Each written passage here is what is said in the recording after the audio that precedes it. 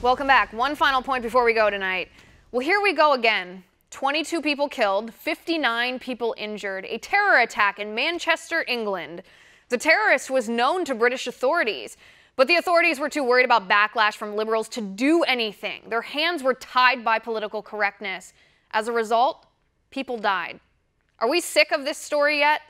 Now police officers and first responders are removing nails from people's faces, pulling shrapnel from children's bodies, patching up gaping wounds in people's appendages where ball bearings were thrust into their flesh by the blast from the bomb. Does that look like the religion of peace to you? Do not dare say this was tied to Islam, liberals warn us. It was a monster, not a Muslim. Terrorism has no religion. Well, I'll say it since no one else will. That's false. There are peaceful Muslims who disdain terrorism. I know, there are. I know many myself. But the fact of the matter is, these terrorists who commit mass murder are doing so in the name of their religious beliefs. They commit these acts of war as soldiers of the caliphate, in the name of Sharia law, in the name of Allah. If we refuse to condemn the warped ideology that requires this violence, we're accepting terror attacks as the new normal. I refuse to accept terrorism as the new normal.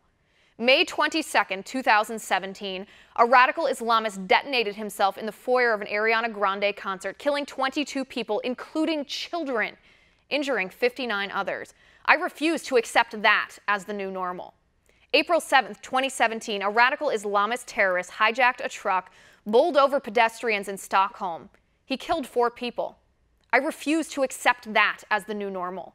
March 22nd, 2017, a radical Islamist terrorist rammed his SUV into pedestrians in London. He killed 4 people. Then he stabbed and killed a police officer.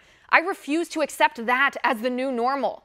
February 7th, 2017, a radical Islamist blew himself up outside a courtroom in Afghanistan. He killed 21 people, mostly women and children. I refuse to accept that as the new normal. January 31st, 2017, a radical Islamist shot and killed a pastor working as a security guard in Denver, Colorado. I refuse to accept that as the new normal. December 19th, 2016, a radical Islamist hijacked a truck and plowed through the Christmas market in Berlin. He killed 12 people. I refuse to accept this as the new normal. July 14th, 2016, a radical Islamist plowed his truck through thousands of people in Nice at the Bastille Day celebrations. He killed 86 people. I refuse to accept that as the new normal. March 22nd, 2016, radical Islamists blew themselves up at the Brussels airport. They killed 32 people. I refuse to accept that as the new normal. November 13th, 2016, radical Islamists attacked a concert in Paris. They killed 130 people.